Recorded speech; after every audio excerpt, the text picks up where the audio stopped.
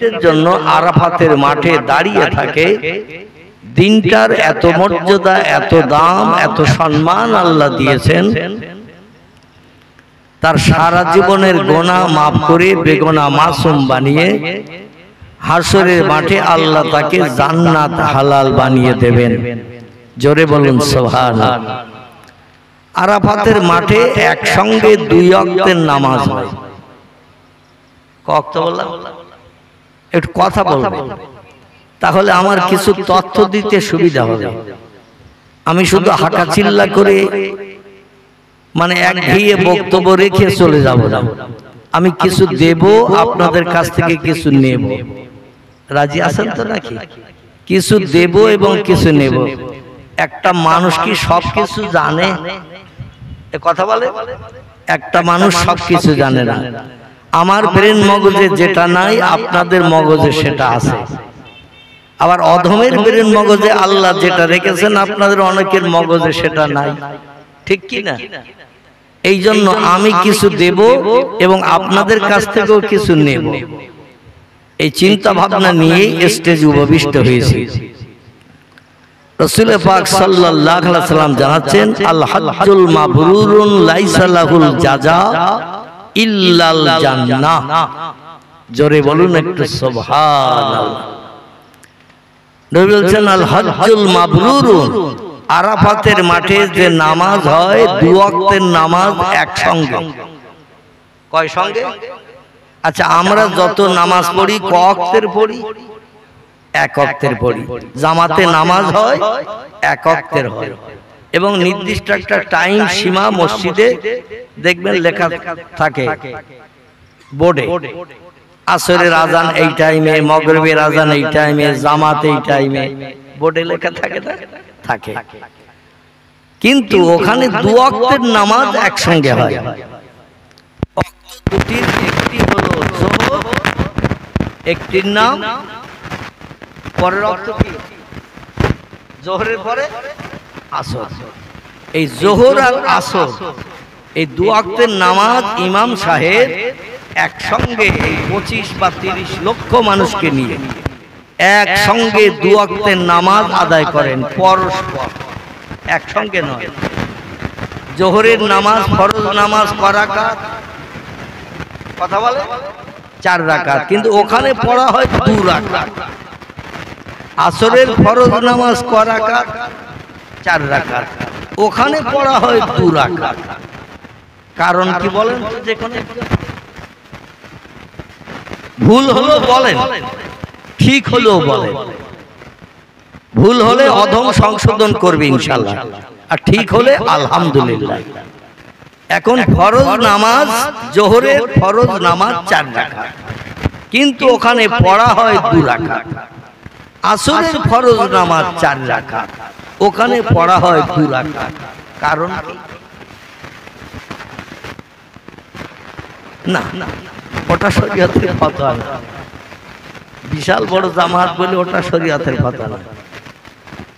আলহামদুলিল্লাহ, একজন ব্যক্তির মগজে তথ্যটা ঢুকেছে। এটা হলো শরীয়তে যে লোকটি ঘর থেকে 80 বা 82 কিলোমিটার রাস্তা অতিক্রম করে কোথাও চলে যাবে, এই লোকটি তখন মুসাফির হবে। কি হবে? মুসাফির। শরীয়তের পথে এসেছে পায়ে হেঁটে আপনি 18 দিন চলে গেলে যত রাস্তা যেতে পারবেন, এই রাস্তা অতিক্রম করলে সে লোকটি মুসাফির হিসাবে বিবেচিত হয়। বা কোন বর্ণনাকারী বলেছেন একদিন পায়ে হাঁটলে 18 কিলোমিটার যাওয়া যায়। তো 18 তো কোন 36, 3 18 44, এই 44 কিলোমিটার 3 দিনের পথ অতিক্রম করলে লোকটি মুসাফির হয়। তো এই মুসাফির হয়ে গেলে সে লোকটির জন্য ফরজ 4 রাকাত নামাজ আল্লাহ কোরআনের নির্দেশ মোতাবেক 2 রাকাত আল্লাহ পাক তাকফিফ করে দিয়েছেন। মুসাফির হলে তার 4 রাকাত পড়তে হবে না, পড়তে হবে 2 রাকাত। ইমাম যিনি নামাজ পড়াতে আসেন সৌদি রিয়াদ থেকে, মক্কা মুকাররমা থেকে 800 কিলোমিটার দূর রিয়াদ। তাহলে লোকটা মুসাফির না মুকিম? মুকিম তাকে বলা হয় যে লোকটি স্থায়ী গ্রামে বা পাড়ায় বসবাস করে, এরে আরবিতে বলা হয় মুকিম। আর মুসাফির তারে বলে যে লোকটা ঘর থেকে অতিক্রম করে 80, 82, 85 কিলোমিটার রাস্তা অতিক্রম করে বাইরে চলে গেছে।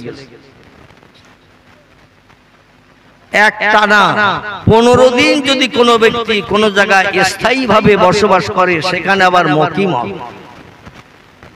মশলা বুঝতে পারছেন তো? একটানা 15 দিন যদি কোনো ব্যক্তি স্থায়ীভাবে বসবাস করে, সে লোকটি সেখানে মুকিম হবে। তখন তার 4 রাকাত ফরজ 4 রাকাত পড়তে হবে।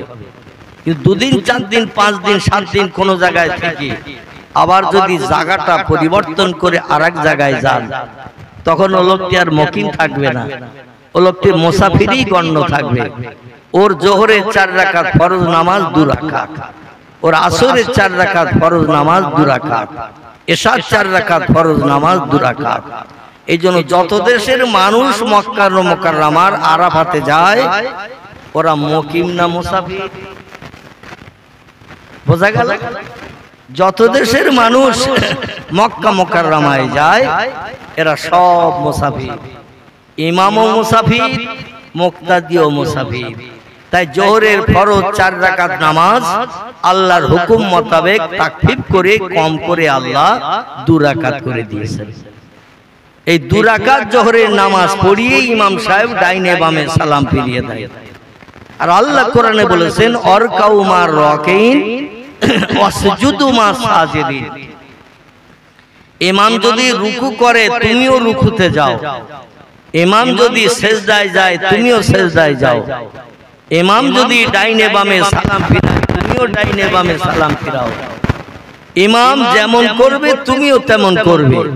ইমামের নামাজ আমি আল্লাহ আমার দরবারে কবুল হয়ে গেলে তোমাদের নামাজও ইমামের সঙ্গে কবুল হয়ে যাবে। জোরে বলুন একটু সুবহানাল্লাহ। এই জন্য ইমাম 2 রাকাত জোহরের ফরজ নামাজ মুসাফিরের কারণে 2 রাকাত পড়িয়ে ডাইনে বামে সালাম ফিরিয়ে দেয়। আচ্ছা, জোহরের ফরজ নামাজ পড়ার পরে আর নামাজ আছে না নাই? আছে। কি নামাজ আছে? আমি মনে করছি আপনারা বোধহয় ইতিকাফের নিয়ত করে বসে রয়েছেন। কিসের নিয়ত বলো? কি বলো? ইতিকাফ। ওটা কি মাসে হয়? রমজান মাসে। তো আপনাদের মনে হচ্ছে এই লাউখালী বা বারগা এলাকায় এখনো রমজান মাস যায়নি, এখনো বোধহয় রমজান চলতেছে, যার কারণে আপনারা সেই নিয়ত করে বসে রয়েছেন। আমি কথা বলছি আপনারা শুনতে পাচ্ছেন তো নাকি? কিন্তু আপনাদের কণ্ঠের আওয়াজ অধমের কান পর্যন্ত আসতেছে না। তাহলে আমি তথ্যটা দেব কি করে? এই এলাকায় রমজান আসে না গেছে? গেছে। তো রমজান যদি জেগে থাকে তো ইতিকাফের নিয়ত ভেঙে দেওয়া ভালো। ইতিকাফের নিয়ত ভাঙতে হবে। জোহরের ফরজ নামাজের পরে আর নামাজ আছে না নাই? আছে। যে নামাজটার নাম কি? সুন্নত। তারপরে আর নামাজ আছে? তারপরে নফল। 2 রাকাত সুন্নত, 2 রাকাত নফল আছে না? মুসাফিরের জন্য সুন্নত নামাজ পড়ার প্রয়োজন নাই, নফল পড়ার প্রয়োজন নাই। 4 রাকাত ফরজ নামাজ আল্লাহ কম করে 2 রাকাত করে দিয়েছে। এই জন্য সুন্নত নফল আপনি পড়লেও পড়তে পারেন, না পড়লেও না পড়তে পারেন, গুনাহ হবে না। জোরে বলুন সুবহানাল্লাহ। আল্লাহ আপনার নাম আমলে গুনাহ লিখবে না। এই জন্য 2 রাকাত ফরজ নামাজ ইমাম সাহেব 25-30 লক্ষ মানুষকে নিয়ে আদায় করিয়ে ডাইনে বামে সালাম ফিরিয়ে সঙ্গে সঙ্গে আবার উঠে দাঁড়িয়ে যায়। মনে মনে যেন ধারণা করবেন না বোধহয় সুন্নত নামাজ পড়ার জন্য আল্লাহু আকবার বলে নিয়ত করেছে। আমরা ফরজের পরে সুন্নত নামাজ পড়তে গেলে নিয়ত করি না? করি না? নিয়ত করি। কানের পাশে হাত উঠিয়ে তাকবীর তাহরিমা বাদি। এখন মনে মনে ধারণা করবেন না যে জোহরের ফরজ নামাজ আল্লাহ কসর করেছে বলে 4 রাকাতের জায়গায় 2 রাকাত হলো, এবার সুন্নত নফল বাকি আছে, ইমাম বোধহয় তাই পড়তেছে। আসলে না, সুন্নত নফলের কোনো প্রয়োজন নাই। ওই যে ইমাম সাহেব উঠে আবার তাকবীর তাহরিমা বেঁধেছে, এর নিয়তটা হবে আসরের 2 রাকাত কসর। জোরে বলেন সুবহানাল্লাহ। আল্লাহ যদি তকদিরে নসিবে জুটায়, সোনার মক্কা মদিনা আমার নবীর প্রিয় মাতৃভূমির দেশ, নসিবে তকদিরে যদি জুটায়, এই তথ্যটা সেদিন কাজে লাগবে। ঠিক বললাম না? এই তথ্যটা সেদিন কাজে লাগবে, কারণ জীবনতে আর হয়তো যাওয়া সম্ভব হবে না, আর নামাজ ভুল হয়ে গেলে তো কবুল হবে না। এই জন্য তথ্যটা একটু পরিবেশন করছি। ওই যে ইমাম দ্বিতীয়বার উঠে আবার তাকবীর তাহরিমা বাঁধবেন, ওটা জোহরের সুন্নত নয়, জোহরের নফল নয়, ওটা আসরের 2 রাকাত কসর ফরজ নামাজ। জোরে বলুন সুবহানাল্লাহ। এইবার 2 রাকাত নামাজ পড়িয়ে দিল, মুক্তাদিরাও ইমামের সঙ্গে পড়লো। 4 রাকাত নামাজ পরস্পর 2 তাকবীরে হয়ে গেল। লোকটির নামামলে থলিতে একটি নাম লিপিবদ্ধ হলো, হাজী সাহেব। কি নাম? হাজী সাহেব নাম লিপিবদ্ধ হলো। কারণ আরাফাতের মাঠে জিলহজের 9 তারিখে এই 2টি ওয়াক্তের নামাজ যারা আদায় না করবে, ওরা কিন্তু হাজির সার্টিফিকেট পাবে না। ওরা দেশ বেড়াতে গেছে, সৌদি আরব ভ্রমণ করতে গেছে, বেরিয়ে বাড়ি এসেছে, ওদের হাজী সাহেবের আর নাম সার্টিফিকেট নসিবে জুটবে না। তবে সৌদি সরকার জানিয়েছে, যদি কোনো ব্যক্তি হজ করতে যে মক্কা মুকাররমায়, ওদের আবহাওয়া আলাদা। আমাদের দেশে 12টা মাসে 6টা ঋতু। কটা ঋতু? 12টা মাসে 6টা ঋতু। গ্রীষ্ম, বর্ষা, শরৎ, হেমন্ত, শীত আর বসন্ত। এই 6টা ঋতুতে আমাদের দেশের 1 বছর পেরিয়ে যায়। ওদের দেশের ঋতুকাল মাত্র 2টি। কটি বললাম? 2টি। একটা গরম আর একটা শীত। শরৎ, হেমন্ত, বর্ষা এসব কিচ্ছু নাই, কারণ ওদের দেশে মাটি নাই বললেই চলে। যার কারণে বর্ষাকালে আমাদের দেশে কাদা কাসর হয় না। অনেক সময় জুতো খুলেও বগল দাওয়াই করে নিয়ে হাতে করে নিয়ে যেতে হয়, কাদায় হাঁটা যাবে না। আমি তো আগে যখন আপনাদের এলাকায় এসেছি, কাদায় হেঁটে হেঁটে এসেছি। আমার বয়স কিন্তু 2-4 বছর হয়নি। বর্তমান আমার বয়স এখন 65-র কোটা পেরিয়ে গেছে। কত বললাম? 65-র কোটা পেরিয়ে গেছে। আমি কিন্তু বহুদিন আগের থেকে আপনাদের এলাকা আসছি। এই বোধহয় 2-1 বছর হয়েছে ঢালাই রাস্তা হয়েছে নাকি? ক বছর? 10 বছর। কিন্তু তার আগে কাদা কেসর ছিল না? একটা মোটরসাইকেল আসলো, রাজবাড়ি রেখে আসতে তো হিন্দু ভাইদের বাড়ি। আমার নসিবের কথা বলছি, ওই রাজবাড়ি মোড় থেকে নিচে নেমে হিন্দু ভাইদের বাড়ি আছে না, ওইখানে মোটরসাইকেল রেখে, সাইকেল রেখে আমি হেঁটে হেঁটে চলে এসেছি আপনাদের যশোরপাড়া, বারগা, এই লাউখালী এলাকায়, পাথরঘাট আছে না পাশে, আমি সব জলসে এসেছি পায়ে হেঁটে হেঁটে। এখন আল্লাহর অফুরন্ত রহমত, পাকা রাস্তা হয়েছে, দেখে আমারও মনটা ভরে যাচ্ছে। 4 চাকা গাড়িও চলে আসতেছে। আল্লাহর অফুরন্ত রহমত, কালের করাল গতিতে অনেক পরিবর্তন হয়েছে। তো যাই হোক, যেটা আমি বলতে চাচ্ছিলাম সেটা হলো এই, আল্লাহ পাক রব্বুল আলামিন নিয়ত করেন, মনে মনে ইচ্ছা আশা পোষণ করেন, আল্লাহ সোনার মক্কা মুকাররমা আরাফাতের মাঠ না দেখিয়ে আজরাইলকে দিয়ে আমাকে কবরে যাত্রী যেন না বানান। জোরে বলা যাবে না? একটু আমিন। আর একটু জোরে বলুন আমিন। কারণ এই মাসটি হলো জিলহজ মাস। আল্লাহর আসমানি যত রহমতের ফেরেশতা আছে সব মক্কা মুকাররমা এসে হাজির হয়েছে। রহমতের ফেরেশতারা মক্কা মুকাররমার চতুর্দিকে ডানা বিছিয়ে রেখে দিয়েছে। হাজিরা তাদের ডানার উপরে পা দিয়ে হেঁটে যাবে, যাতে হাজিদের কোনো বাধা বিঘ্ন বিপদ মুসিবত না হয়। জোরে বলুন সুবহানাল্লাহ। সেই জিলহজ মাসে আজ একেবারে সেই নির্দিষ্ট দিনের কাছাকাছি। আজকের কি বার গেল? সোমবার না? সোমবার গেল। তাহলে মঙ্গল, বুধ, বৃহস্পতি, মাঝখানে 3টি দিন বাকি আছে। এই 3টি দিন পরে সেই দিনটা আসবে যে দিনটা জীবনের সমস্ত গুনাহ মাফ করে আল্লাহ বেগুনা সদ্যজাতা মায়ের পেট থেকে বাচ্চা প্রসব করলে বাচ্চার কোনো গুনাহ থাকে?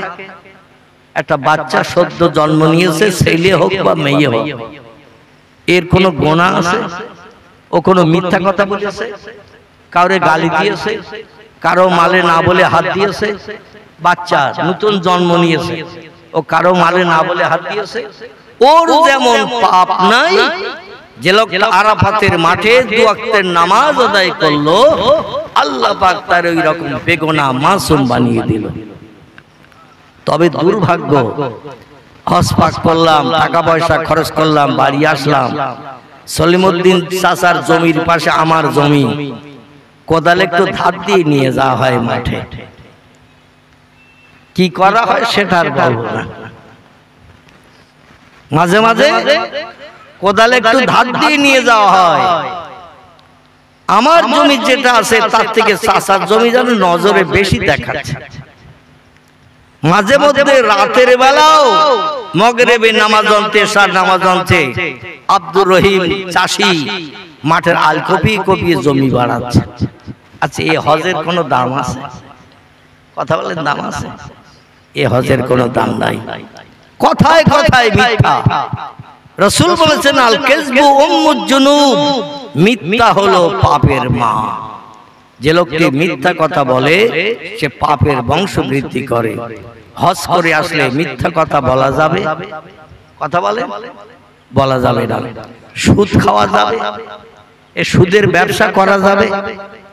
হজ করে এসেছি, সুদের ব্যবসা রমরমিয়ে চলতেছে, মিথ্যা কথা চলতেছে, ফেরতবাজি, ধোঁকাবাজি, দালালিগিরি, কত রকম কাজ হাজী সাহেবের মাধ্যম দিয়ে চলছে। নাউযুবিল্লাহি মিন জালিক।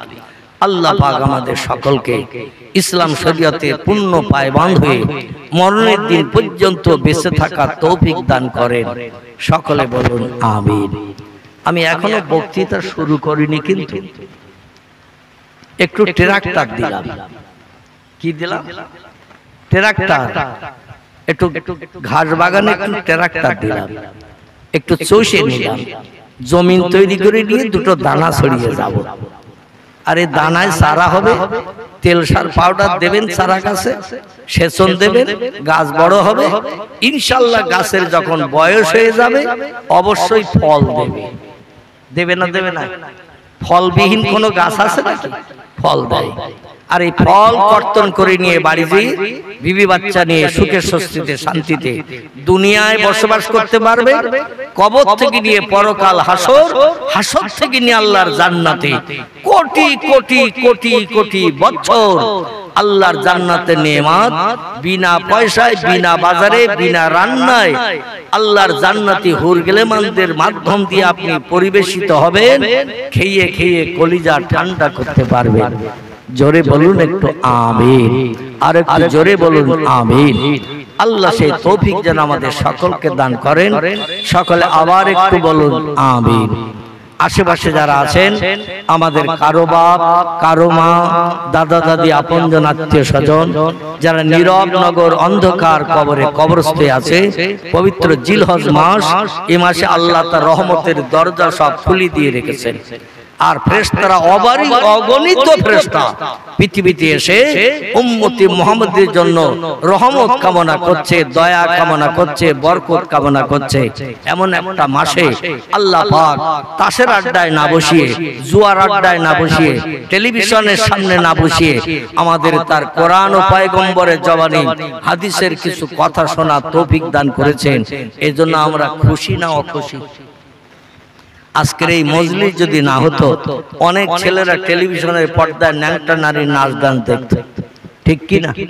অনেকে তাস খেলা করত, অনেকে ক্যারাম বোর্ড খেলা করত, এ করতো না? করতো না? অনেকে ভিডিও ন্যাংটা নারী ন্যাংটা পুষে চেহারা দেখে কলিজার গরম পানি করে বাড়ি আসতো, বাড়ি এসে বিবি বাচ্চার সঙ্গে ঝামেলা ঝঞ্ঝাট করত। আমার ভাইরা, এই কাজটা ভালো কাজ না খারাপ কাজ? এই কাজটা ভালো কাজ। আমার চরিত্র পরিবর্তন না হলো, অনেকে এখন বলে, দেখবেন ওয়াজ নসিহত আগের থেকে এখন বেশি হচ্ছে, কিন্তু মানুষ হেদায়েত হচ্ছে না। এটা বলে না? বলে কি বলে না বলে না? এদিক বোধহয় বলে না, এদিক বলে, এদিকেও বলে, সব জায়গায় বলে। আগে ওয়াজ নসিহত এত বেশি হতো না, এখন হচ্ছে, কিন্তু মানুষ হেদায়েত হচ্ছে না। আচ্ছা, হেদায়েতের মালিক কে?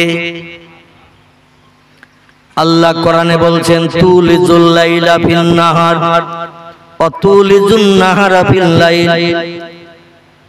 ও দুনিয়ার মানুষ তোমরা শোনো, আমি আল্লাহ পাক রাতের বেলা দিন বানাই, দিনের বেলা রাত করি।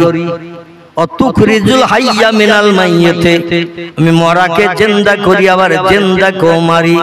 অতুখরিজুল মাইয়াতা মিনাল হাইয়ে, আমি রাতকে দিন করি, দিনকে রাত করি, মরাকে জিন্দা করি, জিন্দাকে মারি। শুধু তাই নাই, মাইয়াহদিহিল্লাহু ফালা মুদিল্লা লাহু, আমি আল্লাহ যারে হেদায়েত দান করি কেউ তারে গোমরা বানিয়ে রাখতে পারবে না। ওমা ইউদলিলহু ফালা হাদিয়া লাহু, আমি আল্লাহ যারে গোমরা বানিয়ে রাখবো। আমার পয়গম্বর মুহাম্মদ রাসূলুল্লাহ এসেও যদি দ্বীনের দাওয়াত দেয়, ওই লোকটারে দ্বীন শরীয়তের পথের পথিক বানাতে পারবে না। যদি বলেন হুজুর এত বড় কথা, নবী এসেও পারবে না, আমি বলিছি না বলিনি? বলিছি না বলিনি? পয়গম্বর এসেও ওই লোকটাকে দ্বীনের দাওয়াত দি ইমানদার মুমিন আল্লাহওয়ালা বানাতে পারবে না। তার বাস্তব নজির হলো বিশ্ব নবীর ঘরের পাশে ঘর, লোকটির নাম হলো আবু জেহেল। কি নাম বললাম? আবু জেহেল। বিশ্ব নবীর আপন চাচা, লোকটির নাম হলো আবু লাহাব। নবীর আপন চাচা, নাম তার আবু লাহাব। আল্লাহর নবী এদের কাছে কলেমার দাওয়াত দিয়েছিলেন না দেন নাই? ইসলামের কথা বলেছিলেন না বলেন নাই? বদরের যুদ্ধ পর্যন্ত আবু জেহেল বেঁচে ছিল, বদরের যুদ্ধ পর্যন্ত আবু জেহেল বেঁচে ছিল, কিন্তু নবীর কলেমার দাওয়াত হাজারবার কানে শোনা সত্ত্বেও আল্লাহ দ্বীন পছন্দ করেনি, বিশ্বাস করেনি, মানেনি। পরকালে জাহান্নামের আগুনের ভয় করেনি, যার কারণে সে চির জাহান্নামী হয়ে গেছে। নবীর উপরে দ্বীনের দাওয়াত দেয়া লোক পৃথিবীতে আর কেউ আছে নাকি? কথা বলে। নবীর উপরে বড় দাওয়াত দেয়া লোক পৃথিবীতে আর কেউ আছে নাকি? একদিন দুদিন পাঁচ দিন না, এক মাস দু মাস তিন মাস না, এক বছর দু বছর তিন বছর না, নবী 13 বছর ধরে কলেমায় দ্বীনের দাওয়াত দিয়েছে। ক বছর? 13 বছর ধরে কলেমার দাওয়াত দিয়েছে। কিন্তু আল্লাহ ওদের অন্তরে মোহর মেরে দিয়েছেন। খতামাল্লাহু আলা কুলুবিহিম ওয়া আলা সামইহিম ওয়া আলা আবসারিহিম গিশাওয়াতু ওয়া লাহুম আযাবুন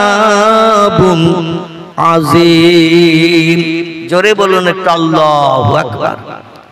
কোরআনে সূরা বাকারার প্রথম রুকুর শেষ অংশ, সূরা বাকারার প্রথম রুকুর শেষ অংশ।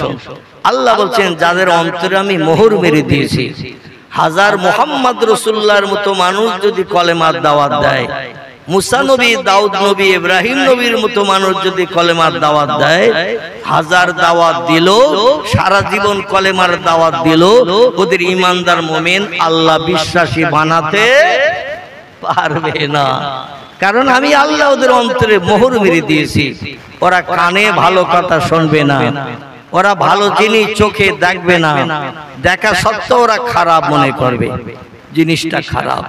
আল্লাহ অন্তরে মোহর মেরে দিলে বিপদ। আল্লাহর অফুরন্ত রহমত, আল্লাহ পাক আমাদের অন্তরে সেই মোহরটা মেরে দেন নেই। এই জন্য মায়ের পেট থেকে পৃথিবীতে এসে ইসলাম শরীয়তের কথাবার্তা কানে শোনার কারণে আমরা আল্লাহর উপরে ঈমান এনেছি না আনি নাই?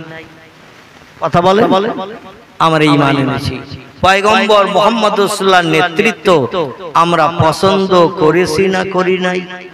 করেছি। তার বাস্তব নমুনা আমাদের প্রত্যেকের মাথায় আজ টুপি আছে না নাই? এ কথা বলতে হবে। টুপি আছে। অধিকাংশ মানুষের মুখে দাড়ি আছে না নাই? দাড়ি আছে। কিছু মুসলমান এখনো পাক্কা ইমানদার হতে পারেনি, এই জন্য দাড়িতে সপ্তাহে 1 দিন করে খুরকেসি চালায়।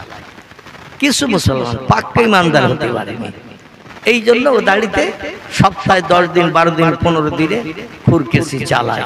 যাই হোক, আমরা বিশ্বনবী মুহাম্মদ রাসূলুল্লাহর উম্মত হওয়ার কারণে আমরা পায়জামা, পাঞ্জাবি, লুঙ্গি ইত্যাদি পরিধান করে এই পরিবেশে এসে বসেছি না বসি নাই?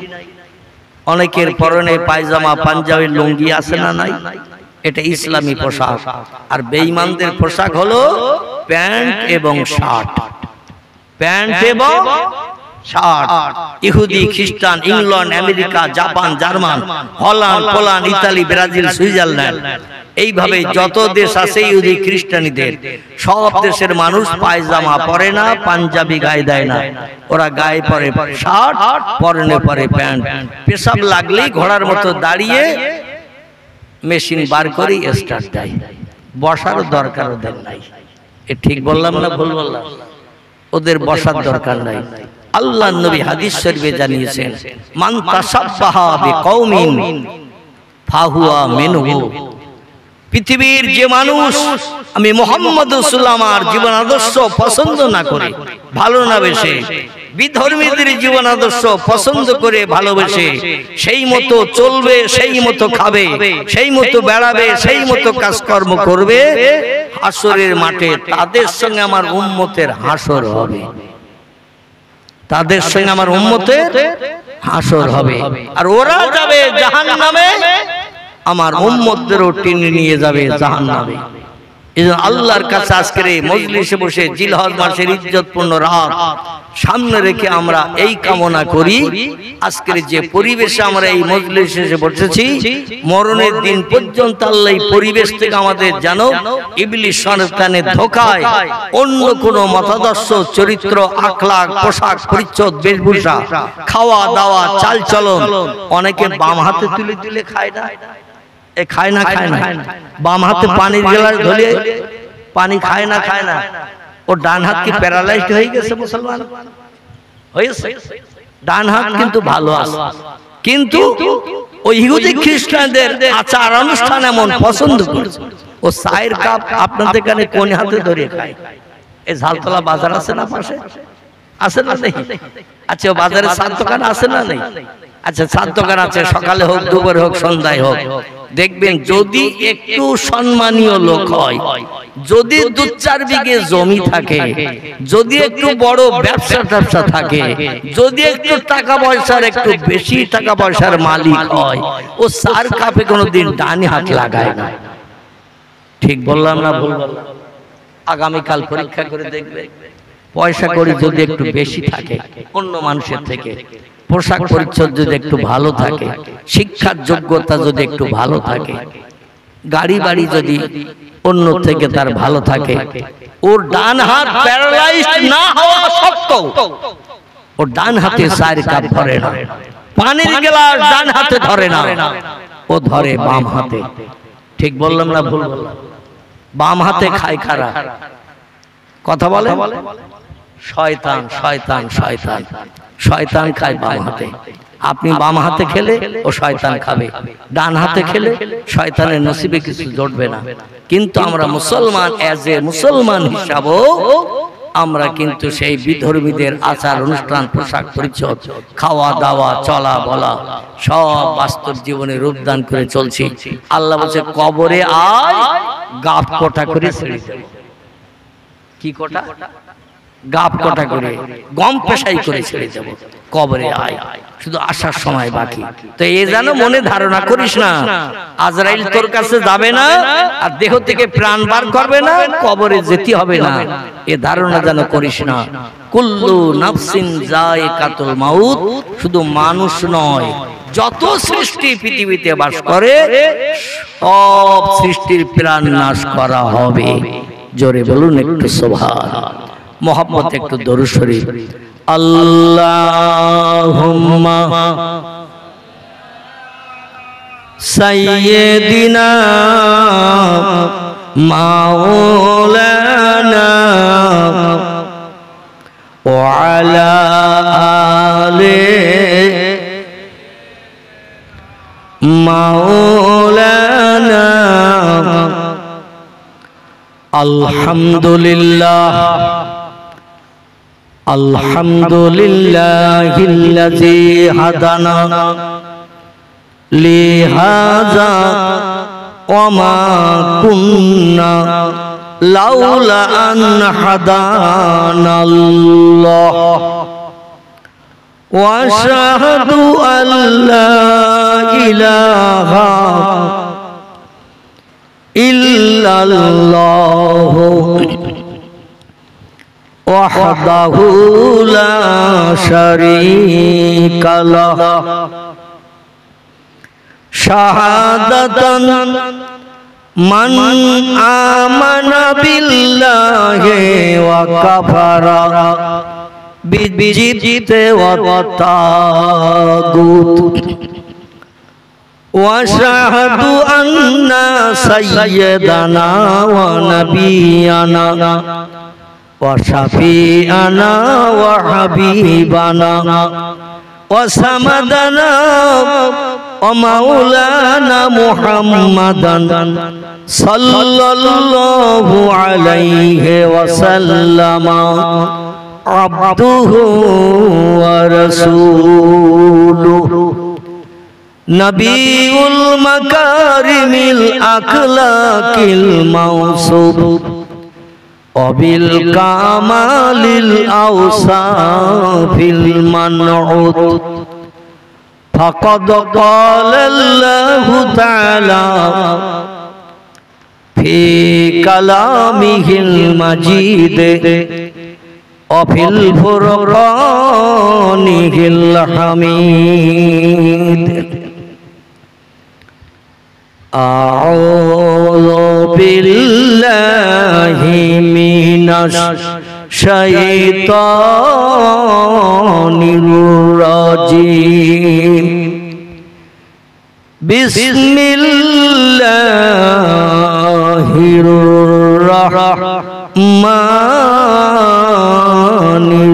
রাহিম হুয়াল্লাযী খালাকা লাকুম মা ফিল আরদি জামিআ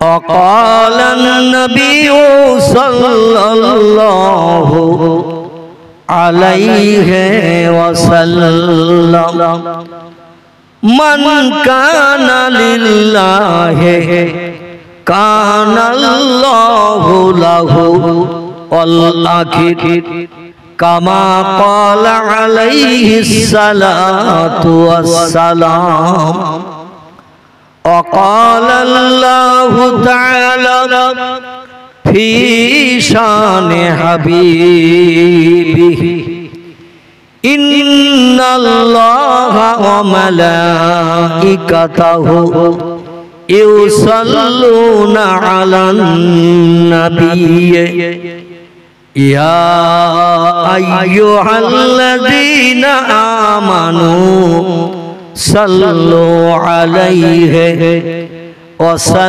وسلموا تسليما اللهم صل على محبته প্রাণ খুলে গলা ছেড়ে উচ্চ রবে পড়েন মুহাম্মদ ওয়া আলা আলি সাইয়্যিদিনা মাওলানা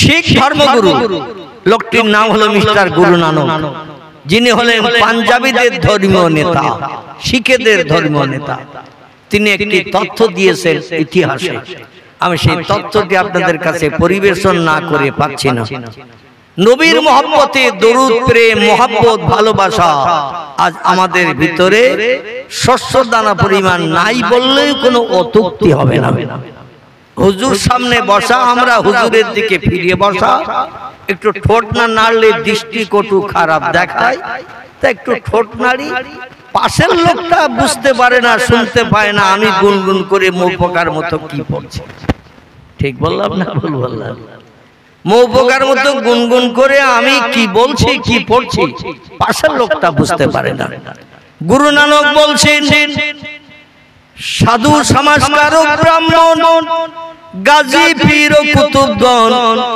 অশেষ উপকার করাইতে পারবেন যদি তারা ইসলামের নবীর প্রতি একটু ভক্তি ভরে দরুদ শরীফ পাঠান। জোরে বলুন একটু মারহাবা, আর একটু জোরে বলুন মারহাবা।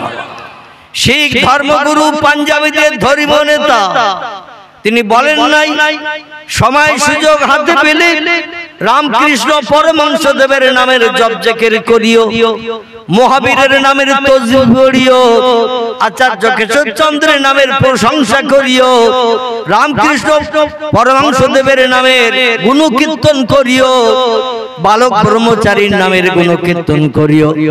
এই কথা শিখ ধর্মগুরু গুরু নানক বলেন নাই, তিনি বলছেন সময় সুযোগ যদি হাতে পাও ইসলামের নবী মুহাম্মদ রাসূলুল্লাহর মহব্বতে একটু বেশি বেশি করে দরুদ শরীফ পড়ে নাও। নবীর মহব্বতে দরুদ পড়লে লাভ না লস? একটু জোরে বলে লাভ। কি লাভ? একটু জিজ্ঞাসা করলাম, আপনারা সকলে এক কথায় বললেন লাভ, কিন্তু লাভ শুনে আমি চুপ করে বসে থাকি নাই, আমি উল্টো প্রশ্ন করলাম কি লাভ। আমি দেখলাম আপনারা সব ইতিকাফের নিয়ত করে ফেলেছেন, মানে লাভ কি এটা বলতে চাচ্ছেন না। আমি হাদিস শরীফ থেকে দুটি তথ্য আপনাদের কাছে পরিবেশন করি। নবীর জবানি হাদিস সত্য না মিথ্যা? কথা বলে। নবীর জবানি হাদিস হলো সত্য। কারবা নাম বুখারী শরীফ, কারবা নাম মুসলিম শরীফ, কারবা নাম তিরমিজি, কারবা নাম আবু দাউদ, কারবা নাম ইবনে মাজাহ, কারবা নাম নাসাই, কারবা নাম দারমি, কারবা নাম দারকুতনি, কারবা নাম বাইহাকি, কারবা নাম তিবরানি, কারবা নাম মুওয়াত্তা মালিক, কারবা নাম মিশকাতুল মাসাবি, কারবা নাম ইবনে হাব্বান, কারবা নাম আল হাকিম, কারবা নাম মুস্তাদরাক, কারবা নাম আত-তারগিব। এগুলো সব সহিহ হাদিসের কিতাবের নাম। ভরা আছে পয়গম্বরের জবানি লেখনের মাধ্যম দিয়ে কিতাবগুলোর ভিতরে কিছু কম বেশি 3.5 লক্ষের মতো। একটু চিল্লাই বলা যাবে কি সুবহানাল্লাহ? নারায়ে তাকবীর, নারায়ে তাকবীর। কতটা লেখা আছে ভুলে গেছেন? 3.5 লক্ষের মতো। বিশ্ব নবীর জবানি লেখকেরা তাদের কিতাবে লিপিবদ্ধ করেছে। শরীয়তের ফতোয়ার কিতাব, কারবা নাম হেদায়া, কারবা নাম শরহে বেকায়া, কারবা নাম ফতে আলমগীর, কারবা নাম ফতে মুহিত, কারবা নাম ফতে জামে সগীর, কারবা নাম ফতে শামী। বিখ্যাত বিখ্যাত ফতোয়ার কিতাবে লেখকেরা একমত হয়ে লিখেছেন নবী মুহাম্মদ রাসূলুল্লাহ জবানি হে সহিহ হাদিসের কিতাবে 3.5 লক্ষের মতো যত হাদিস লেখকেরা লিখেছেন। একটা হাদিস কোন মানুষ মানতে যদি অস্বীকার করে, আপত্তি দর্শায়, বাদ দাও তো মুহাম্মাদের কথাটা বর্তমান মডার্ন যুগে চলবে না, শিক্ষার যুগে চলবে না। 1450 বছর আগের লোক ছিল মুহাম্মদ, সে যুগে জ্ঞানের আলো ছিল না। এখন মানুষ জ্ঞানের আলো পেয়েছে, মুহাম্মাদের এই কথা বর্তমান যুগে প্রযোজ্য হবে না, মানিয়ে নেওয়া যাবে না। এমন মন্তব্য যদি কেউ করে, সব ফতোয়ার কিতাবের লেখকেরা একমত হয়ে লিখেছেন ওই লোকটার মুসলমান থাকবে না, লোকটা কাফের হিসাবে বিবেচিত হবে। কি হবে? নবীর হাদিস যদি কেউ অবিশ্বাস করে, মানতে যদি কেউ আপত্তি দর্শায়, মুহাম্মদ রাসূলুল্লাহ মূর্খ লোক ছিল, স্কুলে যায় নাই, কলেজের চৌকাট পার হয়নি, বিশ্ববিদ্যালয়ের দরজা দেখেনি, খাতা কলম দিলে মুহাম্মদ লিখতে পারত না, বই দিলে মুহাম্মদ পড়তে পারত না, মুহাম্মদ কোনো সাহিত্য রচনা করেনি, মুহাম্মদ কোনো কবিতা লেখেনি। কথাগুলো কিন্তু সত্য। মুহাম্মদ কোন স্কুলে পড়েনি, স্কুলের অ্যাটেন্ডেন্সের খাতায় মুহাম্মদের নাম লেখা নেই। আমাদের আপনাদের দেশে প্রাইমারি স্কুল আছে না নাই? প্রাইমারি আল্লাহু আকবার আছে। এই একটু আছে বলতে এত কষ্ট, আমার মনে হচ্ছে আজকে তাবারুক নেই মনে হয়। এই আছে আমার শোনা হয় তাবারুক আছে নাকি? তো বাংলা একটা প্রবাদ আছে, লাভে লোহা পাওয়া যায়, বিনা লাভে তুলোর বস্তা কেউ মাথায় নিতে চায় না। তো তাবারুক যখন আছে, আমি কমিটির ছেলেদের বলবো 2 প্যাকেট করে না হয় দেওয়া হবে ইনশাআল্লাহ। একটু কথা বললে তো আমার কিছু দিতে সুবিধা হয়। আপনাদের এলাকায় প্রাইমারি স্কুল আছে? আচ্ছা, স্কুলে ছেলে মেয়ে ভর্তি করলে ওদের নাম লেখা হয় না খাতায়, অ্যাটেন্ডেন্সের খাতায়? প্রতিদিন আবার স্কুলে মাস্টার এসে অ্যাটেন্ডেন্সের হাজিরা করায় না? অমুক ইয়েস স্যার, তমুক ইয়েস স্যার, অমুক প্রেজেন্ট স্যার, এ বলে না ছাত্রছাত্রীরা? আচ্ছা, যখন বলে ও বসে বসে বলে না, দাঁড়িয়ে দাঁড়িয়ে বলে? সম্মান মর্যাদা শিক্ষকের দিয়ে দাঁড়িয়ে বলে প্রেজেন্ট স্যার, ইয়েস স্যার, আমি হাজির, এ বলে না? বলে না? বলে। তো স্কুলের খাতায় প্রত্যেকটা ছেলে মেয়ের নাম লেখা থাকে, দৈনন্দিন কে আসছে কে আসছে না, এগুলো প্রেজেন্টের খাতা দেখলে পাওয়া যায়। খোদার কসম, পয়গম্বর মুহাম্মদ রাসূলুল্লাহ কোন মক্কা মুকাররমার স্কুলে পড়েননি, কোন স্কুলে অ্যাটেন্ডেন্সের খাতার নাম লেখা হয়নি। এই জন্য কিছু মূর্খ, অশিক্ষিত, অজ্ঞ, তারা বলছে মোহাম্মদ জীবনে স্কুলে যায়নি। কথাটা বাস্তব সত্য, আমি মেনে নিচ্ছি, স্কুলে যায়নি। স্কুলের খাতায় মোহাম্মদের নাম লেখা নাই। মোহাম্মদ হাই স্কুলে যায়নি, হাই স্কুলের পরে কলেজ আছে না, কলেজেও যায়নি। কলেজের পাস করলে এবার কোথায় পড়তে যায়?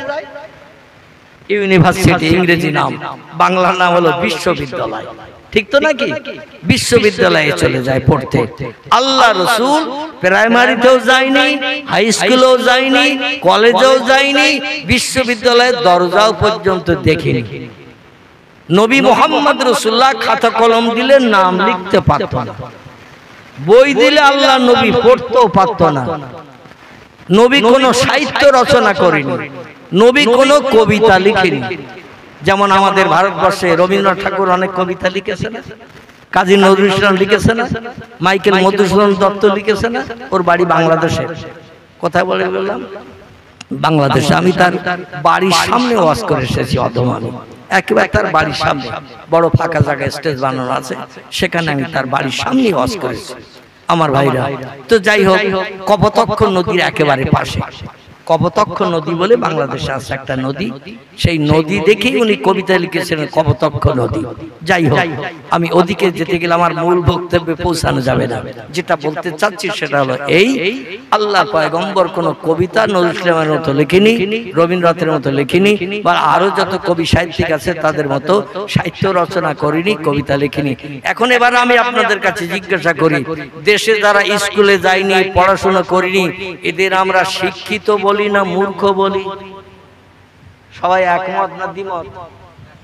একমত।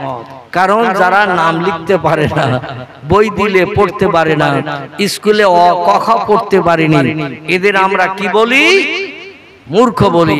এখন মুহাম্মদ রাসূলুল্লাহকে আমাদের দেশের মানুষ স্কুলে যায়নি, নাম লিখতে পারে না, ক খ পড়েনি, হাই স্কুলে যায়নি, কলেজে যায়নি, বিশ্ববিদ্যালয়ের দরজায় দেখেনি, তাই বলে আমরা যদি তাদের মূর্খ বলি, আল্লাহর পয়গম্বরকে কি মূর্খ বলা যাবে? যাবে? আরে আল্লাহ নবী বলছেন, ইন্নামা বুইস্তু মুআল্লিমান। ও পৃথিবীর মানুষ, তোমরা শুনে নাও, আমি মুহাম্মদ স্কুলে যাই নাই, কলেজ চোখে দেখি নাই, বিশ্ববিদ্যালয়ের দরজার চৌকাঠ টপকাই নাই, খাতা কলম দিলে আমি লিখতে পারতাম না, বই দিলে পড়তে পারতাম না, কোন সাহিত্য আমি রচনা করিনি, আমি কোন কবিতা লিখিনি, তাই বলে আমাকে যেন তোমরা মূর্খ বলিও না। ইন্নামা বুইস্তু মুআল্লিমান, আল্লাহ পাক আমাকে तमाम বিশ্ববাসীর শিক্ষক করে, টিচার করে, প্রফেসর করে, অধ্যাপক অধ্যক্ষ করে এই বিশ্ব মাজারে আমারে পাঠিয়ে দিয়েছেন। আমার মতো জ্ঞান অতীতে কারো ছিল না এবং ভবিষ্যতেও হবে না। একটু চিল্লায়ে বলুন সুবহানাল্লাহ। আচ্ছা, এই যুগের শিক্ষিতরা এই কথাটা কি মানবে? মানবে? কিছু সময়ের জন্য মানবে না, কারণ যে লোকটা নাম লিখতে পারে না, বই দিলে পড়তে পারে না, স্কুল কলেজে পড়েনি, অ্যাটেন্ডেন্সের খাতায় নাম লেখা নেই, সেই লোকটা বলছে আমি তামাম বিশ্ববাসীর শিক্ষক, তামাম পৃথিবীর মানুষের টিচার, আমি অধ্যাপক অধ্যক্ষ। এটা তো আমাদের পক্ষে মেনে নেওয়া সম্ভব নয়। এখন এটা যাচাই করতে গেলে কি করতে হবে? কথা বলে, আপনি একটু কথা বললে আমি কিছু তথ্য দিতে সুবিধা পাবো। আলহামদুলিল্লাহ, এরকম একটু কথা বলবেন। এখন কোন ব্যক্তি মূর্খ হয়ে যদি বলে আমি তামাম বিশ্ববাসীর শিক্ষক, আমি টিচার, অধ্যাপক, অধ্যক্ষ, তাহলে তাকে কি করতে হবে? পরীক্ষা করতে হবে। তুমি কেমন বিশ্ববাসীর কাছে সেরা জ্ঞানী, সেরা শিক্ষক, তোমার মতো জ্ঞান আর কারো মগজে ব্রেনে নাই, এসো আমাদের সামনে পরীক্ষায় বসো। ঠিক না ভুল? কি ঠিক না ভুল? ঠিক। আল্লাহ নবী মক্কাবাসীদের ডেকে বললেন, মক্কাবাসীরা, আমাকে তোমরা বাপ খেগো কেন বলো? খুব ভালো করে শোনেন, আমাকে তোমরা বাপ খেগো কেন বলো? ওরা যে মুহাম্মদ জন্মের আগে তুমি বাপ হারিয়েছো, যে বাপের চেহারা দেখেনি, বাপকে জন্মের পরে দেখতে পাইনি, সে বাপ খেগো ছাড়া আর কি? নবী বলছেন মেনে নিলাম, আমি জন্মের 6 মাস আগে বাপ হারাইতে হয়েছি মায়ের পেটে থাকতে, এজন্য বাপের চেহারা দেখতে পাইনি জন্মের পর, এজন্য আমারে তোমরা বাপ খেগো বলো, আমি কিছু সময়ের জন্য মেনে নিলাম। এ মক্কাবাসী, আবু জেহেল, আবু লাহাব, উমাইয়া বিন খালদ, সুফিয়ান ইবনে খালিদ হারবি, উতবা, উতাইবিয়া, শাইবা, ইকরামা, আবু সুফিয়ান, এ নাজ্জারের দল, আমারে মা হারা এতিম কেন বলো, মা খেগো কেন বলো? ওয়ালে মুহাম্মদ জন্মের 3 দিন মতান্তরে 8 দিন পরে এই মক্কা মুকাররমা মাতৃভূমি পরিত্যাগ করে 100 মাইল দূর এই মক্কা মুকাররমা থেকে দক্ষিণ পূর্ব দিকে একটি দেশ আছে, দেশটির নাম হলো তায়েফ। কি নাম? তায়েফ। তায়েফ, ওই দেশে তুমি লালিত পালিত হওয়ার জন্য গিয়েছিলে হালিমার বাড়ি। খুব সংক্ষেপ করে বলছি, হালিমার বাড়ি তুমি লালিত পালিত হতে গিয়েছিলে। মক্কা মুকাররমার নিয়ম ছিল তখন ওই রকম। তায়েফের দেশের মানুষের ভাষা ছিল ভালো, শিক্ষার জ্ঞান ছিল তাদের ভালো। আমাদের দেশে গেয় ভাষা চলে, শহর এলাকায় দেখবেন সাধু ভাষা চলে। গেয় ভাষা আমরা মাঝে মধ্যে বলি আঙ্গা বাড়ি যাবি, সাধু ভাষায় বলে আমাদের বাড়ি যাবেন। আমরা গেয় ভাষায় বলি তুই আয়, সাধু ভাষায় বলে আপনি আসেন। আসেন না? দেখো মক্কা মুকাররমার মানুষদের শিক্ষা দীক্ষা ছিল না, গেয় ভাষা ছিল। তায়েফের দেশের মানুষের ভাষা ছিল মধুর ভাষা, শিক্ষিত ভাষা। তা মক্কা মুকাররমায় ছেলে জন্ম নিলে তাদের পাঠিয়ে দেয়া হতো তায়েফের দেশে ভালো ভাষা শিক্ষার জন্য। আমাদের বাড়ি আসবেন, আমাদের বাড়ি যাবেন, আপনি আমার সঙ্গে আসেন। এইরকম ভালো ভালো কথা যদি কোনো বাচ্চা বলে, শুনতে ভালো লাগে না খারাপ লাগে? ভালো লাগে। দেখবেন শুনলে কলিজা ঠান্ডা হয়ে যায়, এত সুন্দর মধুর ভাষা ছেলেটার। আপনি আমাদের বাড়ি আসেন, কোনো বাচ্চা যদি এইভাবে ডাকে, লোকটার 1000 কাজ থাকলেও বলে চল বাবা ঘুরিয়ে আসে, বলে না? বলে না। এই জন্য মেয়েদের বিদেশে পাঠানো হতো না। তার কারণ ছিল মক্কা মুকাররমা নবীজির জন্মগ্রহণের সময় অন্ধকারাচ্ছন্ন যুগ, অমাবস্যার অন্ধকারাচ্ছন্ন যুগ। যেদিন আকাশে টোটাল সন্ধ্যা থেকে নিয়ে ভোর পর্যন্ত চাঁদ ওঠে না, এই রাতটারে কি রাত বলে? আর জানলেও বলেন, না জানলেও বলেন। যেদিন সন্ধ্যা থেকে নিয়ে ভোর পর্যন্ত আকাশে চাঁদ ওঠে না, সারা রাত আধার, এই রাতটার কি বলা হয়? আমাবস্যা বা অমাবস্যা। এত দেরি হলো বলতে, এই অমাবস্যা বা আমাবস্যা আমরা যেটা বলি, সারা রাত আকাশে চাঁদ দেখতে পাওয়া যায় না। অন্য দিনের তুলনায় ওদিনের রাতের ঘুটঘুটে অন্ধকারটা বেশি থাকে না কম থাকে? বেশি থাকে।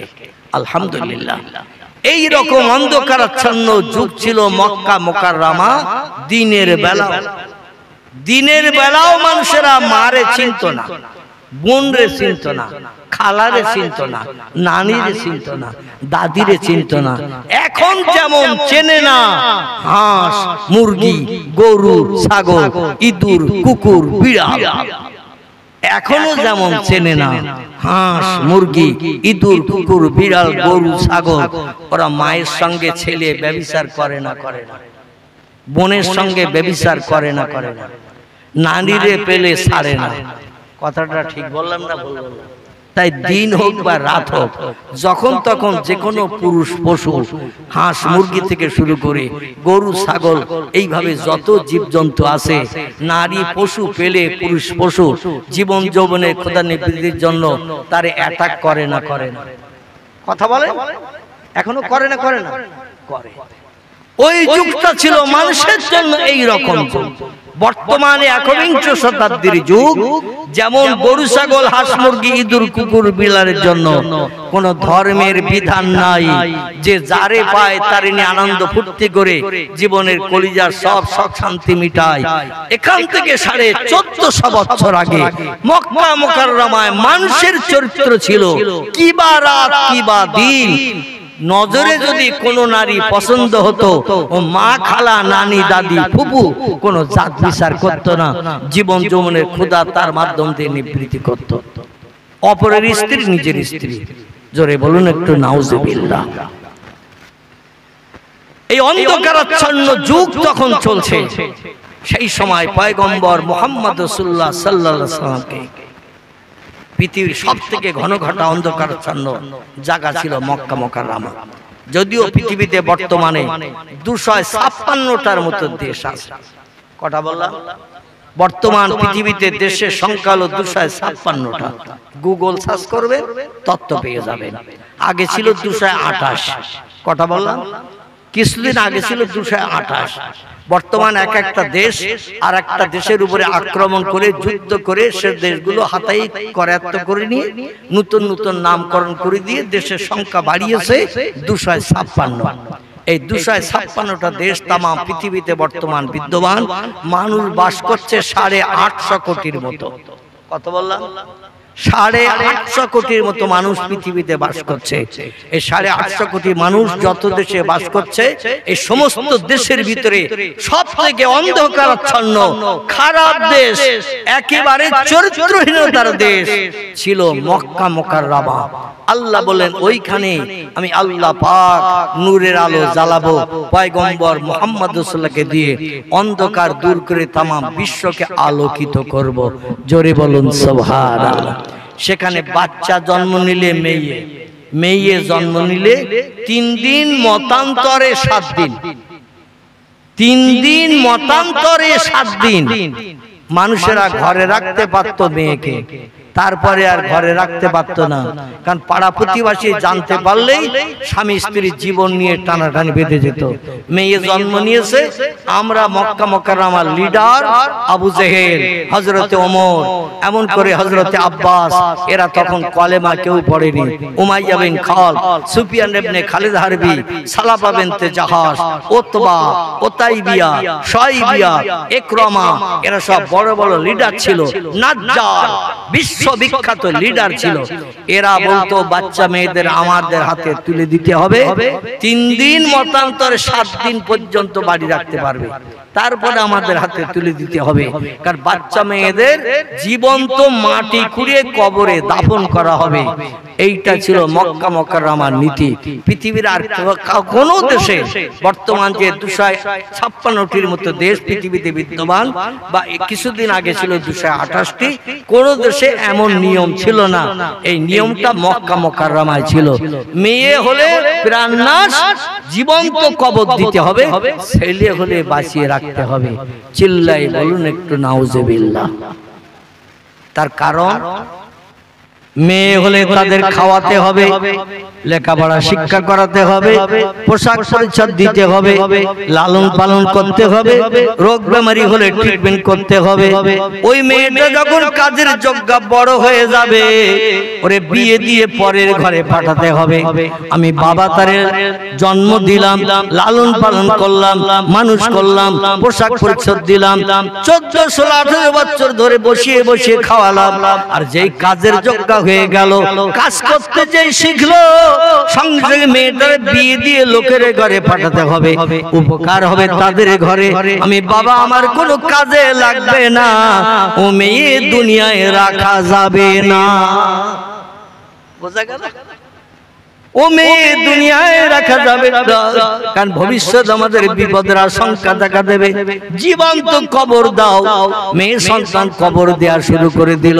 ছেলেদের বাঁচিয়ে রাখতো, যার কারণে মেয়েদের বিদেশে পাঠানোর কোনো দরকার হতো না, কারণ মারা গেলেই তো একেবারে শেষ হয়ে গেল।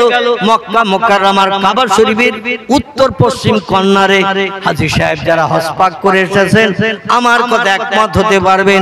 যদি এই মজলিসে কোন হাজী সাহেব না থাকেন, আমার দেয়া তথ্যটা একটু মগজে অনুধাবন করে নিন। যদি আল্লাহ মক্কা মুকাররমায় যাওয়ার তৌফিক দান করেন, বাস্তব জায়গাটা চোখে দেখে কলিজা ঠান্ডা করতে পারবেন। জোরে বলুন একটু আমিন। বাবে ওমর গেট থেকে নেই কিছুটা সামনে গেলে মক্কা মুকাররমার কাবা শরীফের চতুর্দিকে মসজিদে হারাম বানানো। পৃথিবীতে যত দেশ, সব দেশের মসজিদগুলো লম্বা কাটিমের বানানো হয়, কেবল মক্কা মুকাররমার কাবা শরীফের চতুর্দিকে একটা গোল মসজিদ বানানো আছে। কি মসজিদ? গোল গোল গোল। আর কোন দেশে কোন গোল মসজিদ নাই, একটাই গোল মসজিদ। এটির নাম হলো মসজিদে হারাম। কি নাম? হারাম মানে ভালো না খারাপ? বিপদে পড়ে গেছে। আমরা জানি মদ খাওয়া কি, সুদ খাওয়া কি, ব্যভিচারী করা কি, মানুষের প্রাণ নাশ করা কি, সব হারাম। এখন এই মসজিদটির নাম হলো হারাম মসজিদ। হারাম মানে তো আমরা জানি খারাপ, তাহলে মসজিদটা খারাপ তো নাকি? কি এই মসজিদ তো খারাপ নাকি? আহারে, আল্লাহ কোরআন পাকের 15 পারার প্রথম লাইনে তত্ত্ব কোট করে দিয়েছেন, শুনুন। আমি কোরআনের তথ্য দিয়ে আপনাদের মগজ সাফ করছি ইনশাআল্লাহ। কালকে চায়ের দোকান আমার বিরুদ্ধে যেন কোনো সমালোচনা না হয়।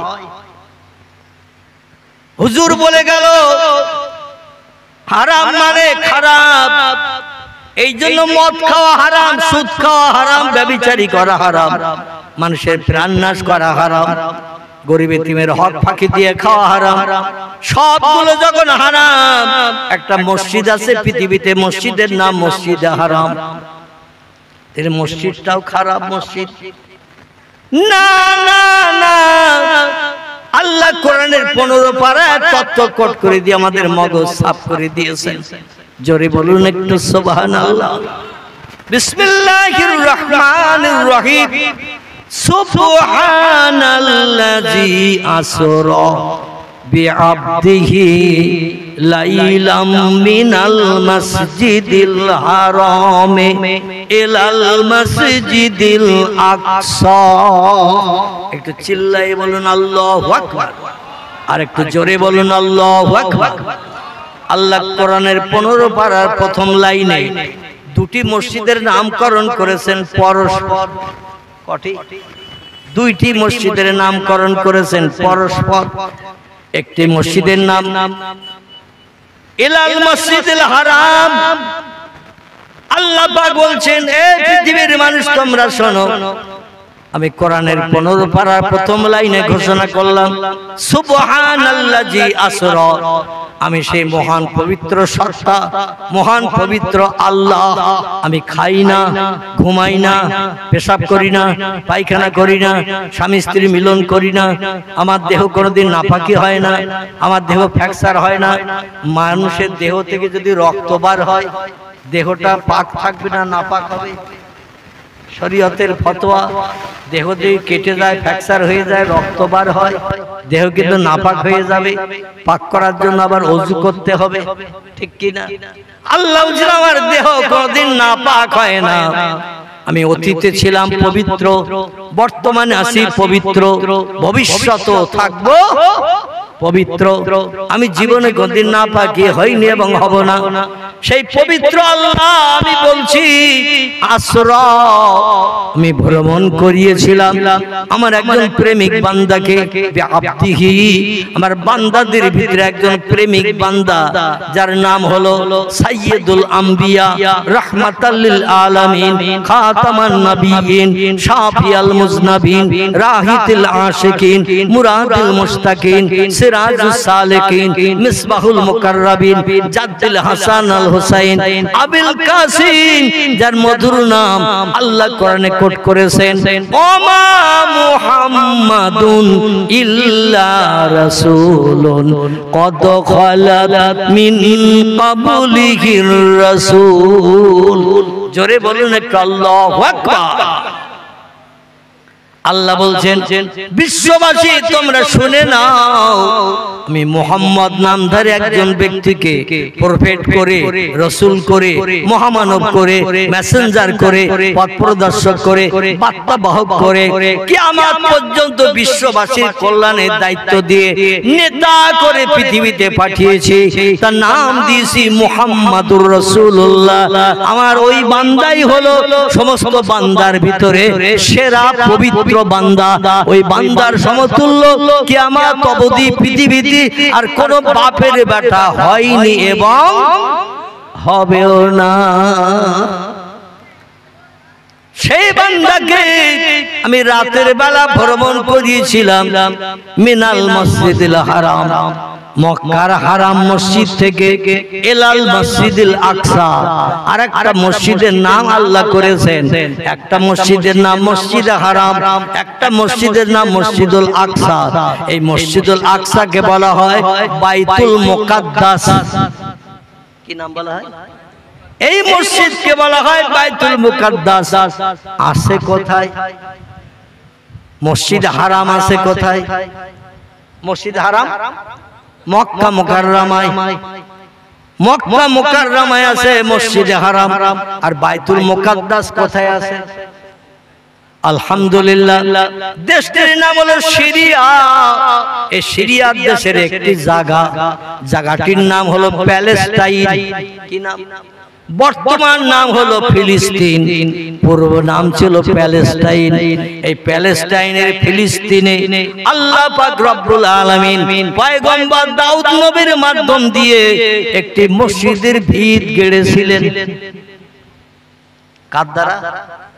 দাউদ নবীর মাধ্যম দিয়ে আল্লাহ একটা মসজিদের ভিত গেড়েছিলেন। ভিত গাড়ার পরে পয়গম্বরের ইন্তেকাল হয়ে গেল, ভিত গাড়া মসজিদ পড়ে রইল। দাউদ নবীর বেটা ছিল 12 থেকে 15টা। কটা বললাম?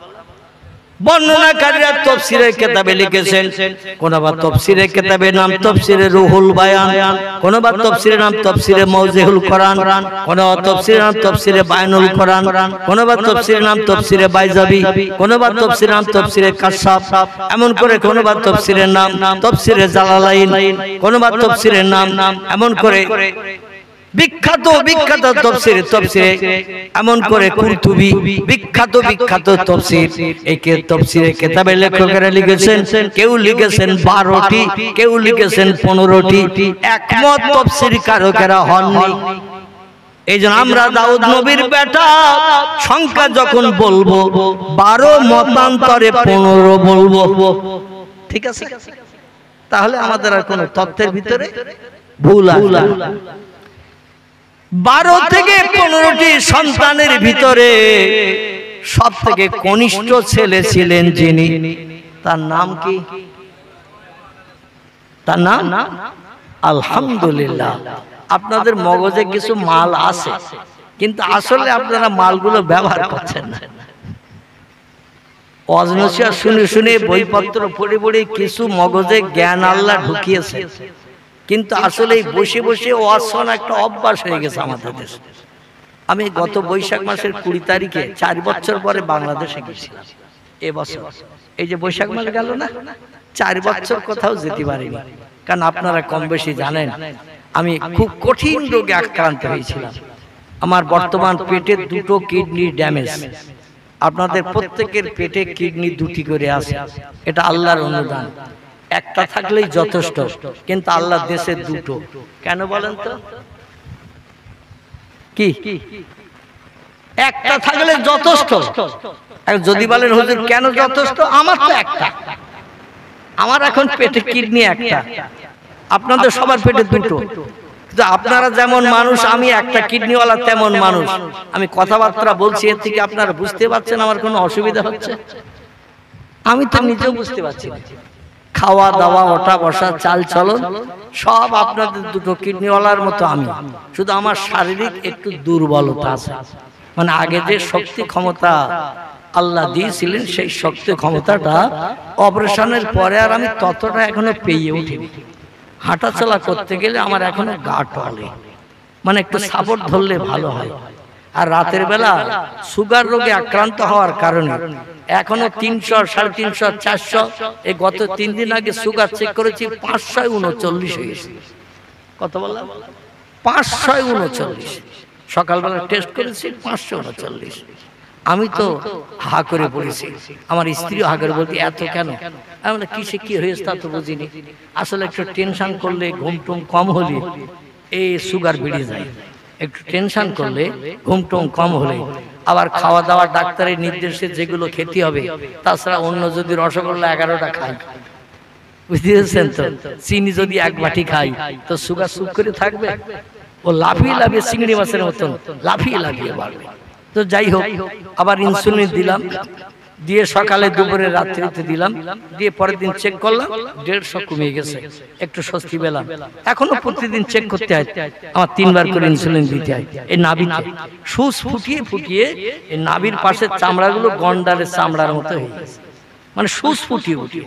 আজ 10-12 বছর ধরে একটা না প্রতিদিন 4 বার করে সুচ ফুটিয়ে এই নাভির পাশে 4 বার, এখন দিচ্ছি 3 বার। তবে যখন বেশি ছিল তখন দিতাম 4 বার। গন্ডারের চামড়ার মতো পুরো হয়ে গেছে, মানে এক জায়গায় কতবার সুচ ফুটানো যায়। আর এই সুচ ফুটালে খুব বেশি লাগে না, কিন্তু যখন ওই ইনজেকশন পুশ করে ওষুধ, একটা শিঙি মাছে কাঁটা মারলে, ট্যাংরা মাছে কাঁটা মারলে যেমন কিনকিন করে, ওই রকম কিনকিন করে 5-7 মিনিট 10 মিনিট ধরে, মানে অত্যন্ত জ্বালা যন্ত্রণা হয়। মনে মনে হয় যে আর ইনজেকশন দেবো না, কবরে যাই যাবো। আবার চিন্তা ভাবনা করি, বাড়ির মানুষেরা তো শোনে না, বলে লাগলেও তোমার দিতে হবে, না দিলে তো তুমি বাঁচবা না। আর সুগার এই যাদের বেশি, এদের চোখ তাড়াতাড়ি যায়, এদের চোখ আগে ধরে।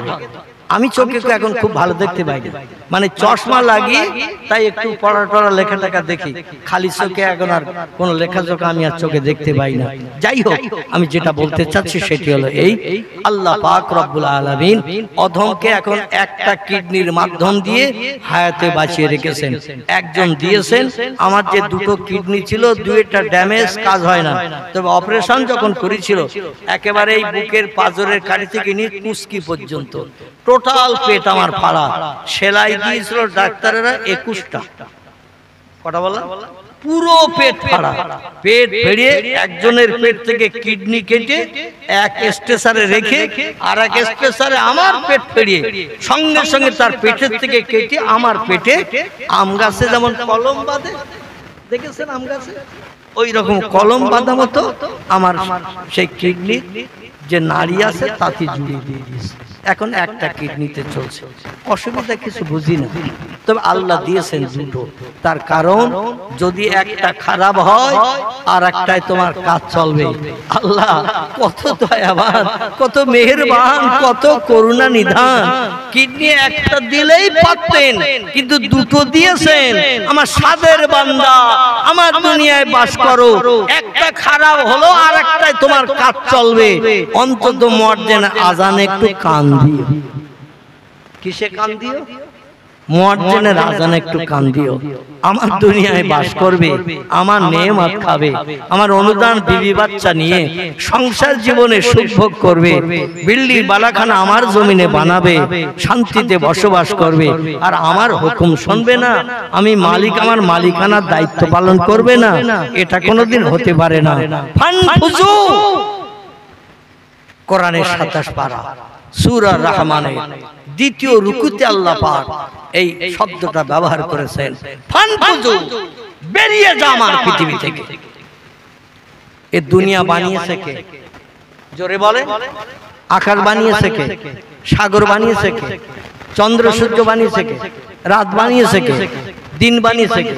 সব যখন আল্লাহ বানিয়েছে, সে আল্লাহর দুনিয়ায় তুমিও বাস করছো, ঠিক না ভুল? যদি তোমার জানা থাকে অন্য কোন দেশ, যে দেশ আল্লাহ বানায়নি, ফানফুজু, বেরিয়ে যাও সেই দেশে। আমার মুয়াজ্জিনের আযানে কান দিতে হবে না, মসজিদে জামাতে শরীক হতে হবে না, রমজানের রোজা রাখতে হবে না, সুদ খাওয়া ছাড়তে হবে না, মিথ্যা কথা অহরহ বলো, চুরি ডাকাতি করো, কোনো অসুবিধা নাই। অন্য কোন দেশ থাকলে সেই দেশে চলে যাও। আছে কোন দেশ? বর্তমান 256টা দেশ পৃথিবীতে বিদ্যমান। আপনি এমন একটা দেশের নাম বলেন, ওই দেশে পূর্ব দিকে সকালে সূর্য ওঠে না। এমন একটা দেশের নাম বলেন, ওই দেশে সন্ধ্যাবেলা সূর্য ডোবে না। আছে কোন দেশ? তাহলে সব দেশ আল্লাহ বলেন ইল্লা বিসুলতান, সব দেশ আমার বাদশাহিত্ব, আমার নেতৃত্ব মেনে চলে, কোন দেশ আমার হুকুমের খেলাফ করে না। ওয়াইন মিন শাইইন ইল্লা ইউসাব্বিহু বিহামদিহি, যা কিছু চোখে দেখতে পাচ্ছো, যা কিছু চোখে দেখতে পাও না, সাগরের পানির তলায় কি আছে দেখতে পাই আমরা, আকাশের উপরে কি আছে দেখতে পাই আমরা, ঝোপঝাড় জঙ্গলে আমাজন জঙ্গল, আমার ভাইরা, এমন করে পৃথিবীতে সবথেকে বড় জঙ্গল আমাজন জঙ্গল, আফ্রিকার জঙ্গল। এই জঙ্গলে কত জীব জন্তু পশু পাখি আছে আমরা দেখতে পাই। আল্লাহ বলছেন যা দেখতে পাও আর যা দেখতে পাও না, সাগরের পানির তলায় পৃথিবীর জমিনের থেকে জীব জন্তু বা এমন করে সৃষ্টি বেশি না কম? কথা বলে। আরে ভুল হলে তো আমি আসি। এই পৃথিবীর মাটির থেকে 256টা দেশ যে মাটির দেশ, এই মাটির দেশের থেকে পানি বেশি না মাটি বেশি? হ্যাঁ, পানি বেশি। আগে বিজ্ঞানীরা বলেছিল পৃথিবীর 3 ভাগের 2 ভাগ পানি, 1 ভাগ মাটি। এখনকার বিজ্ঞান বলছে ইট ইজ রং। পূর্ব যুগের বিজ্ঞানীরা ভালো মেশিন বানাতে পারেনি, তাই ওরা ভুল তত্ত্ব দিয়েছিল ভূগোল। আমরা ভালো মেশিন বানিয়ে দেখছি পৃথিবীর 4 ভাগের 3 ভাগ পানি, 1 ভাগ মাটি। মানে বেড়েছে না কমেছে পানি? পানি বেড়েছে। আগে বলেছিল পৃথিবীর 3 ভাগের 2 ভাগ পানি, 1 ভাগ মাটি। এখনকার বিজ্ঞান বলছে পৃথিবীর 4 ভাগের 3 ভাগ পানি, 1 ভাগ মাটি।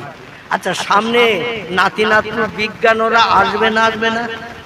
এখনকার থেকে মেশিন আরো ভালো তৈরি হবে না খারাপ হবে? আগামীতে কি ভালো হবে? যত দিন যাচ্ছে উন্নত থেকে উন্নততর মেশিন বিজ্ঞানীরা বানাচ্ছে, যার কারণে আরো ভালো মেশিন তৈরি হবে। ভালো মেশিন বানিয়ে বিজ্ঞানীরা আবার তথ্য দেবে পৃথিবীর 5 ভাগের 4 ভাগ পানি, 1 ভাগ মাটি।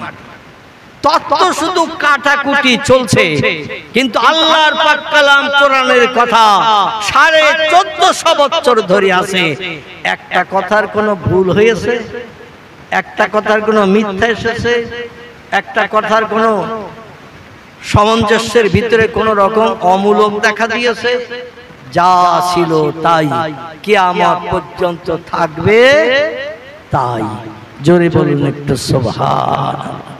আমার ভাইরা, এই পৃথিবীর বিজ্ঞানীরা সাগরের পানির উপরে লাইট মেরে আটলান্টিক মহাসাগর বলে একটা সাগর আছে, প্রশান্ত মহাসাগর বলে একটা সাগর আছে, ভারত মহাসাগর বলে একটা সাগর আছে।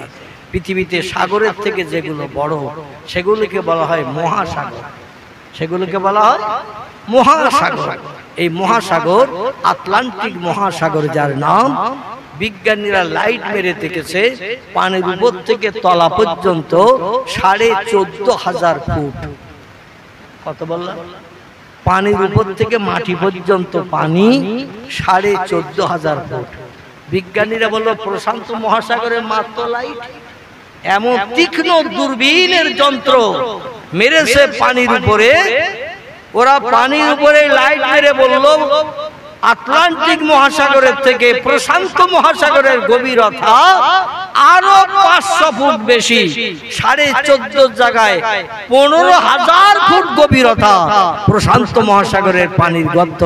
বিজ্ঞানীদের যদি বলা হয় একটু বালি মাটি পাথর ফেলে সাগর ভরাট করে জমি বানাও, কটা বিজ্ঞান দায়িত্ব নেবে? আহারে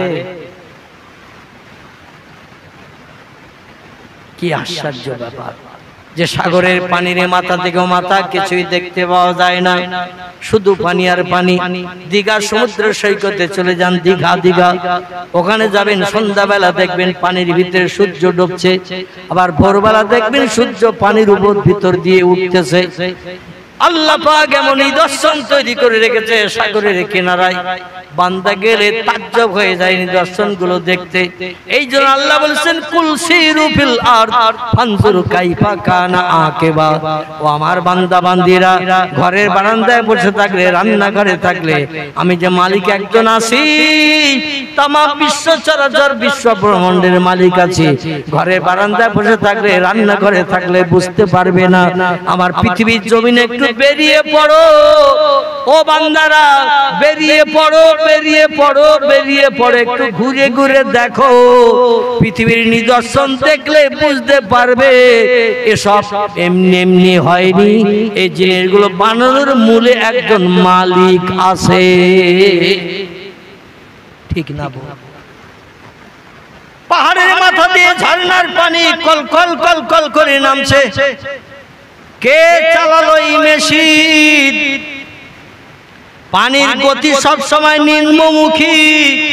পানি যখনই যেখানে ছাড়বেন ও উপরে ওঠে না, নিম্নমুখী যায়। কিন্তু পাহাড় উঁচু না নিচু?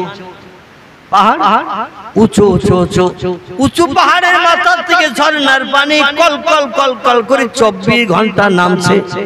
একদিন নয়, দুদিন নয়, 3 দিন নয়, 1 সপ্তাহ নয়, 2 সপ্তাহ নয়, 3 সপ্তাহ নয়, 1 মাস নয়, 2 মাস নয়, 3 মাস নয়, 1 বছর নয়, 2 বছর নয়, 3 বছর নয়, যুগ যুগ ধরে আল্লাহর হুকুম তামিল করছে পাহাড়ের পাথরের মাঝখান দিয়ে ঝর্ণার পানি।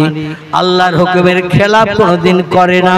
ওয়াইন মিন শাইইন ইল্লা ইউসাব্বিহু বিহামদিহি। আল্লাহ বলেন যা চোখে দেখতে পাও, যা চোখে দেখতে পাও না, সব সৃষ্টি আমার নামের তাসবিহ পড়ে, আমার নামের জপ জিকির করে, আমার হুকুম তামিল করে। লা ইয়াফকাহুনা ইল্লা তাসবিহাহু। ওদের ভাষা তোমরা বোঝো না, এই জন্য তোমরা কিছু বুঝতে পারো না। যত সৃষ্টি আছে আমি আল্লাহ আমার নামের তাসবিহ পড়ে, সুবহানাল্লাহ, আলহামদুলিল্লাহ, লা ইলাহা ইল্লাল্লাহ, এই তাসবিহ তাদের ভাষায় পড়ে। আসলে ওদের ভাষা তোমরা বুঝতে পারো না, এই জন্য মনে মনে ধারণা করো কি বলছে, কিছুই তো বোঝা যায় না। বিড়ালেরা কি বলে? বিড়াল ম্যাও ম্যাও, আলহামদুলিল্লাহ, তারা মাল আছে তো আপনাদের মগজে দেখতেছি। বিড়ালেরা ম্যাও ম্যাও করে, কুকুরেরা ঘেউ ঘেউ করে, গরুরা হোম্বা হোম্বা করে, ছাগলেরা প্যা প্যা করে, ব্যাঙেরা ঘ্যাগর ঘ্যাগর করে, কোকিল পাখিরা, কুকুরা, কোকিলেরা গাছের ডালে বসে বসে দেখবেন ভোরবেলা কুহু কুহু কুহু কুহু রবে ডাকতে থাকে। শুনেছেন না শোনেননি? আল্লাহ বলছেন কোকিল ওই ভোরবেলা গাছের ডালে বসে কুহু কুহু রবে ডাকে। ও সৃষ্টি শ্রেষ্ঠ জীব মানুষ, লাকাদ খলাকনাল ইনসানা ফি আহসানি তাকবীর। যত সৃষ্টি আমি পৃথিবীতে সৌন্দর্য শ্রীবৃদ্ধির জন্য বানিয়েছি, সব সৃষ্টির থেকে সেরা করে বানিয়েছি মানুষকে। মানুষ যত সুন্দর ভাষায় আমার আল্লাহর নামের তাসবিহ পাঠ করে, সুবহানাল্লাহ, আলহামদুলিল্লাহ, লা ইলাহা ইল্লাল্লাহ, এত সুন্দর ভাষায় কোন সৃষ্টি তাসবিহ পড়তে পারে না। কারণ মানুষ সব সৃষ্টির থেকে শ্রেষ্ঠ। কোরআনের সূরা 3-এ আল্লাহ তথ্য কোট করেছেন। জোরে বলুন একটু সুবহানাল্লাহ। আল্লাহ বলে, শোনো, ওই ভোরবেলা কোকিল গাছের ডালে বসে বসে কুহু কুহু রবে কেন ডাকে তোমরা কি জানো? ও সৃষ্টির শ্রেষ্ঠ জীব মানুষ, তোমরা কি জানো ভোরবেলা কেন কোকিল কুহু কুহু রবে ডাকে? আল্লাহ বলছেন, শোনো, পূর্ব দিকে সূর্যোদয় হবে, পশ্চিম লাল আভা দেখা দিয়েছে, পূর্ব দিকে সূর্য উদয় হবে, রাতের আঁধার দূর হয়ে যাবে, দিনের আলো বার হবে। সূর্যের জন্য, কোকিলের জন্য এই দিনের আলোটা বড় বিপদের সংকেত আছে। দিনের বেলা কোকিলকে কাক দেখতে পারে না, ফিঙে দেখতে পারে না, চিলেরা দেখতে পারে না, অন্য কোন পাখিরা কোকিলকে দিনের বেলা সহ্য করতে পারে না। যেমন কুকুর শিয়ালকে দিনের বেলা দেখতে পারে না, ঠিক না? দিনের বেলা শিয়াল যদি বার হয়, কুকুর ওরে আদর যত্ন করবে তো? কথা বলে, ওরে হাঁকিয়ে তাড়াবে কিনা? কি তাড়াবে কিনা? কারণ রাতের বেলা ওদের জন্য ভালো। সলিমউদ্দিন চাচার ডোবের মুখেও যায়, দেখবেন মুরগি ধরার জন্য, কিন্তু রাতের বেলা যায়। দিনের বেলা কি যাওয়ার সাহস আছে নাকি ভাই? দিনের বেলা গেলে জীবন নিয়ে টানাটানি হবে। এই জন্য ভয় করে, যেমন শিয়াল কুকুরের, কোকিলেরা ভয় করে কাকেরে, ফিঙেরে, চিল পাখিরে। আর দিনের আলো আসলে ওরা আমারে সহ্য করতে পারবে না, ঠকরিয়ে ঠকরিয়ে জীবন নাশ করে দেবে। তাই ভোরবেলা যখন পূর্ব দিকে লাল অস্তিম আভা দেখা দেয়, সূর্য উদয়ের আগে, শবে সাদেক যে সময়টা বলা হয়, কি বলা হয়? শবে সাদেক। মুয়াজ্জিন যখন আযান ধ্বনি দেয়, আসসালাতু খায়রুম মিনান নাউম বলে না? মুয়াজ্জিন বলে না? আচ্ছা, এটা জোহরে বলে, আসরে বলে, এশায়